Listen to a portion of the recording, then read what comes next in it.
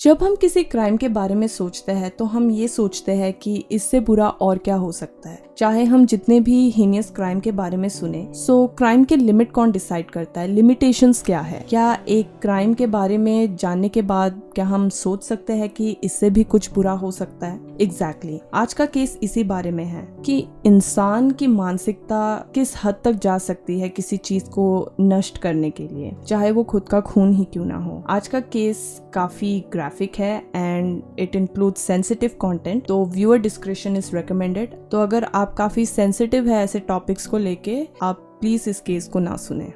I think आज के time पे it's pretty common to have cases जिनमें इंसेस्ट होता है। फैमिली मेंबर्स ही अपने बच्चों के साथ सेक्सुअल असॉल्ट या रेप करते हैं। बट क्या हम ये चीज 1984 में एक्सपेक्ट कर सकते हैं? क्योंकि लोग हमेशा यही बोलते हैं कि पुराना टाइम अच्छा था, आज से बेहतर था। आज के लोग यूथ काफी एक्सपोज्ड है एंड 90s एंड 80s का टाइम थोड़ा मोरली ग्राउंडेड था। वो टाइम शायद इसीलिए अच्छा लगता था क्योंकि उस टाइम पे इंटरनेट और सोशल मीडिया नहीं था, जहाँ पे ऐसे क्राइम्स के बारे में बात ही नहीं हो सकती थी। सो जब बात ही नहीं निकलेगी तो टाइम तो अच्छा लगेगा ही।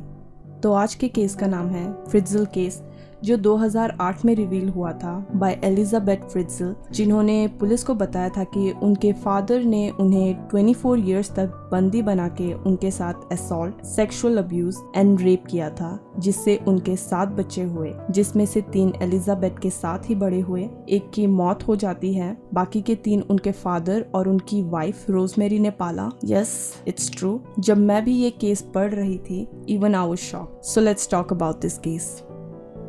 ये केस एम्स्टेटन, ऑस्ट्रिया का है। यूसुफ फ्रिट्ज़ल, जिनका जन्म 9 अप्रैल 1935 में हुआ था, वो एक सिंगल चाइल्ड थे एंड उनके फादर सीवियरली अल्कोहलिक थे और वर्ल्ड वॉर 2 में वो शहीद हुए थे। 1956 में जब यूसुफ 21 इयर्स के हुए तो उन्होंने रोजमेरी, जो कि 17 इयर्स की थी, उनसे शादी कर ली। उनके 3 बेटे हुए और 4 बेटियां हुई, इंक्लूडिंग एलिजाबेथ, जो 6 अप्रैल 1966 में पैदा हुई थी। एंड रिपोर्टेडली यूसुफ, एलिजाबेथ के फादर, उन्हें 11 साल की उम्र से ही सेक्सुअली अब्यूज करते थे।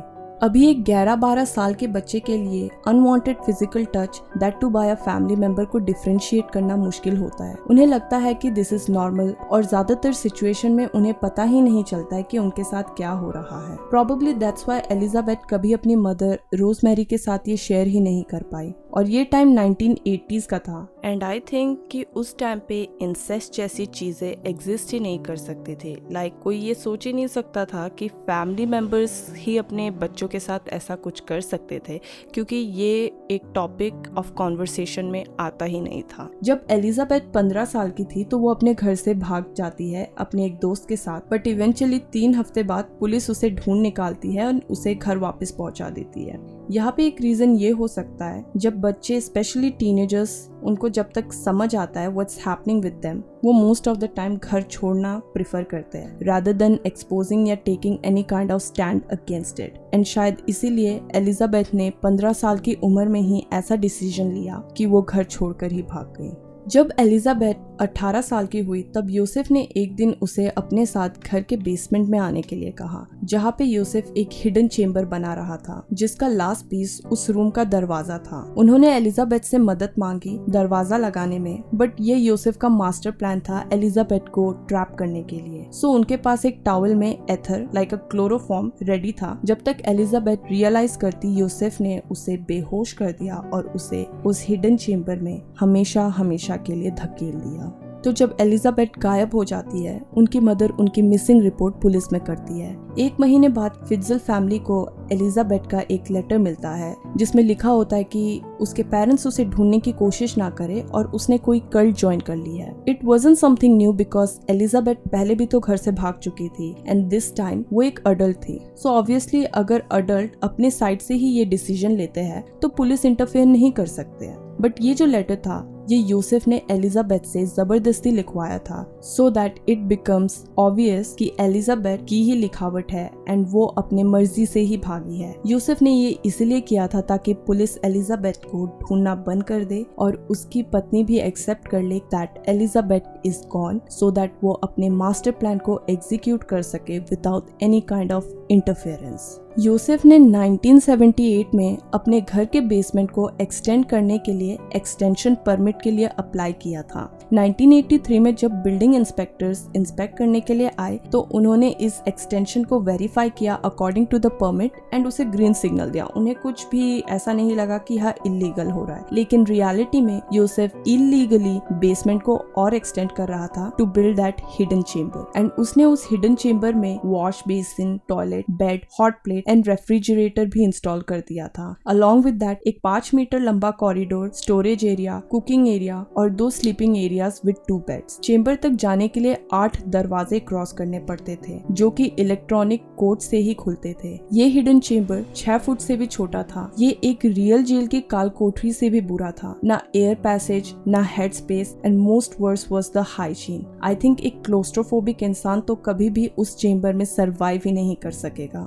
अब यहाँ से नेक्स्ट 24 इयर्स एलिजाबेथ के लिए एक बहुत बुरा नाइटमेयर होने वाला था। यूसुफ हफ्ते में 3 दिन उस चेंबर में फूड और सप्लाईज लेकर जाता था एंड अलॉन्ग विद दैट वो एलिजाबेथ को सेक्सुअली असॉल्ट एंड अब्यूज करता था एंड इवेंचुअली रेप, जिसके चलते नेक्स्ट 2 इयर्स ऑफ कैप्टिविटी में एलिजाबेथ प्रेग्नेंट हो जाती है बट उसका मिसकैरेज हो जाता है। यूसुफ उसे एक प्रेगनेंसी रिलेटेड बुक देता है so she delivers her next 7 kids by herself. जी हाँ, ये हीनियस क्राइम नेक्स्ट 24 इयर्स तक चला जिसमें एलिजाबेथ के 7 बच्चे हुए, जिसमें से एक बच्चे की पैदा होते ही मौत हो जाती है एंड यूसुफ उसे खुद ही ठिकाने लगाता है।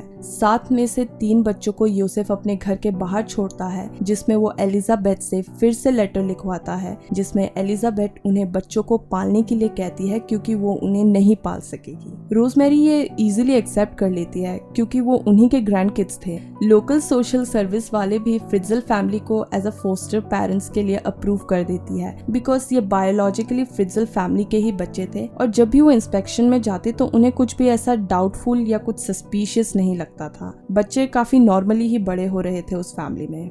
एलिजाबेथ जब अपने चौथे बच्चे को जन्म देती है तो उस टाइम यूसुफ उस चेंबर रूम को थोड़ा सा स्क्वायर फीट से बड़ा कर देता है। वो एलिजाबेथ और उसके बच्चों से खाली हाथ मिट्टी खुदवाता है। चेंबर में उसने टीवी, एक रेडियो और एक वीडियो कैसेट भी दिया होता है जहाँ पे वो उसे जबरदस्ती पॉर्न दिखाता था एंड फिर उससे वो वही अश्लील सीन्स रिनेक्ट करवाता था, that too in front of her kids just to humiliate Elizabeth. Elizabeth अपने बचे हुए 3 बच्चों को खुद ही पढ़ाती लिखाती थी जितना उसे आता था। यूसुफ को जब उन्हें सजा देना होता था तो वो उनकी इलेक्ट्रिसिटी काट देता था या खाना डिलीवर नहीं करता था काफी दिनों तक। उसने उन्हें इस हद तक डरा के रखा था ये कह के कि अगर वो यहाँ से कभी भी निकलने की कोशिश करेंगे तो वो उनके रूम में पॉइजनस गैस छोड़ देगा या दरवाजे को तोड़ने की कोशिश करेंगे तो वो इलेक्ट्रोक्यूट हो जाएंगे। I mean, थोड़ी जो बची कुची अगर उम्मीद थी उसको भी उस हद तक मार दो कि कोई उम्मीद ही छोड़ दे कि there is a way to freedom.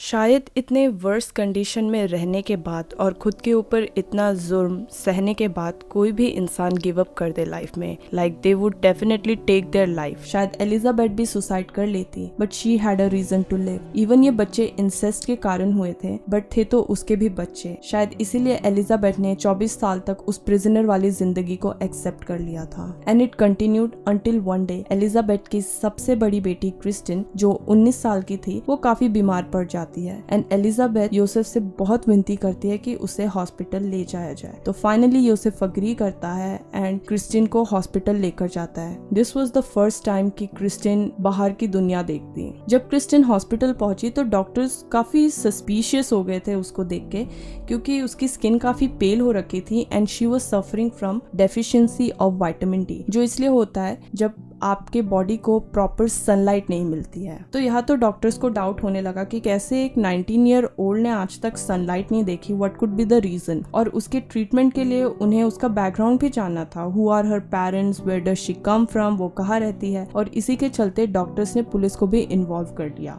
यहाँ तो यूसुफ बोल देता है कि एलिजाबेथ की बेटी है एंड वो 18 साल की उम्र में ही घर से भाग गई थी एंड वो अपने बच्चे उनके घर पे डंप करके चली जाती थी, जिसके कारण एलिजाबेथ का केस एक बार फिर से खुलता है। यहाँ मीडिया में एलिजाबेथ की न्यूज आ जाती है and she is everywhere in the news and police उसे as an abusive mother suspect करती है एंड उसे सामने आने के लिए कहा जाता है to save her daughter. I think एक मदर अपने बच्चे को बचाने के लिए कुछ भी कर सकती है, स्पेशली जब बात जान पे बन पड़ती है। अब एलिजाबेथ 18 साल की नहीं थी, शी वॉज 42। उसने शायद योसेफ के अगेंस्ट फाइनली स्टैंड लिया। चीजें काफी आउटरेजस हो सकती थी उस चेंबर में एंड फाइनली योसेफ ने आफ्टर 24 ईयर्स एलिजाबेथ को जाने दिया विथ हर अदर 2 किड्स। ये इन बच्चों का फर्स्ट टाइम होने वाला था जब ये बाहर की दुनिया देखते एंड एलिजाबेथ के लिए after 24 years of captivity. Hospital पहुंचते ही एलिजाबेथ को पुलिस अरेस्ट कर लेती है एंड एलिजाबेथ यहाँ पे ये डिमांड करती है कि वो सब बताएगी अगर she doesn't have to see her father ever again. And वो सब रिवील करती है कि लास्ट 24 ईयर्स में उसके साथ उसके फादर योसेफ ने क्या क्या किया। फिर पुलिस फाइनली योसेफ को अरेस्ट करती है 26 अप्रैल 2008 को। बाय 29 अप्रैल डीएनए एविडेंस भी कंफर्म करती है कि एलिजाबेथ के सारे बच्चों के बायोलॉजिकल फादर योसेफ ही है एंड यहाँ से स्टार्ट होती है इस केस की खौफनाक डिटेल्स। हर न्यूज मीडिया आउटलेट्स सब शॉक में थे, like how can a father do something so cruel and evil to his own daughter. How come Rosemary Josef की वाइफ को कभी कुछ सस्पिशियस ही नहीं लगा। उनकी बेटी लास्ट 24 ईयर्स से उन्हीं के घर के नीचे बेसमेंट में कैद थी। लेट्स टॉक अबाउट योसेफ फ्रिट्जेल कि कभी किसी ने उन पे डाउट क्यों नहीं किया। योसेफ जैसे लोग सेक्स एडिक्ट होते हैं और साइकोपैथ भी होते हैं। सोसाइटी में ऐसे लोग अपना स्टेटस काफी अच्छे से मेंटेन करते हैं कि लोगों को कभी कुछ डाउटफुल या क्रीपी लगता ही नहीं है। अब जैसे योसेफ एक इलेक्ट्रिकल इंजीनियर थे। 1969 से 1971 तक उन्होंने कंस्ट्रक्शन मटेरियल फर्म में काम किया, फिर as a technical equipment salesman, फिर उन्होंने ट्रैवलिंग भी की एंड बाय 60s वो रिटायर भी हो जाते हैं बट अपना कमर्शियल काम कंटिन्यू रखते हैं। बाय 1972 वो एक गेस्ट हाउस खरीदते हैं जो वो अपनी पत्नी रोजमेरी के साथ चलाते हैं टिल 1996। तो आप देख सकते हैं कि सोसाइटी में उनका स्टेटस क्या है। उनकी लाइफ में उनके जॉब स्टेटस,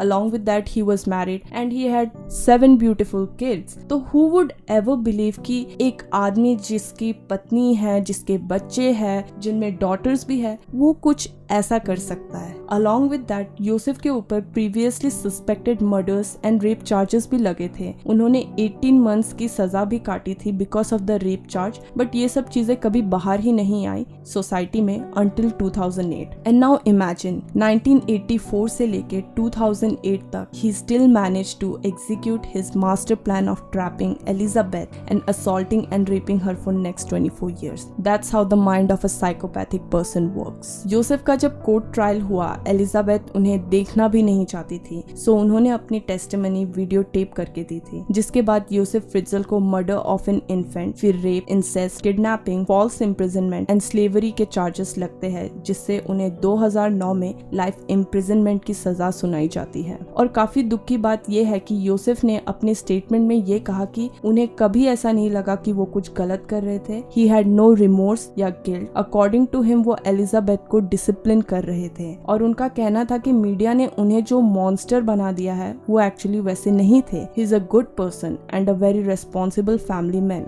और ये भी ब्रैग करते थे कि उन्हें देश भर से औरतों के लव लेटर्स आ रहे हैं and he was so shock कि उनकी पत्नी रोजमेरी ने उन्हें डिवोर्स क्यों दिया था। I mean, मुझे इसके आगे कुछ और बोलना भी नहीं है। The way Josef Fritzl thinks, I think ऐसा काफी लोग सोसाइटी में सोचते हैं जब वो कुछ ऐसे क्राइम करते हैं, और वो ऐसे क्राइम करने की क्षमता भी रखते हैं और फिर उन्हें ऐसा लगता भी नहीं है कि उन्होंने कुछ गलत किया है। People like Josef Fritzl are mentally sick and उन्हें एक प्रॉपर टाइम में उनको एक हेल्प की जरूरत होती है जो उन्हें नहीं मिलती है and they continue to do something so evil and heinous with no regrets.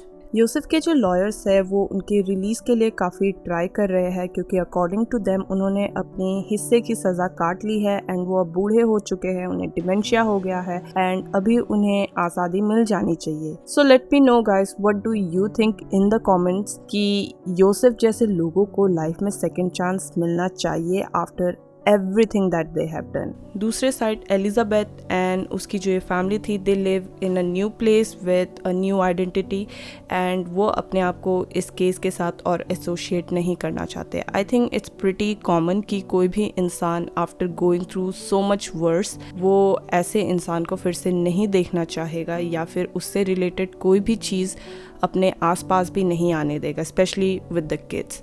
Because you know what media does once they get to know, क्योंकि सबको at the end of the day TRP चाहिए होता है.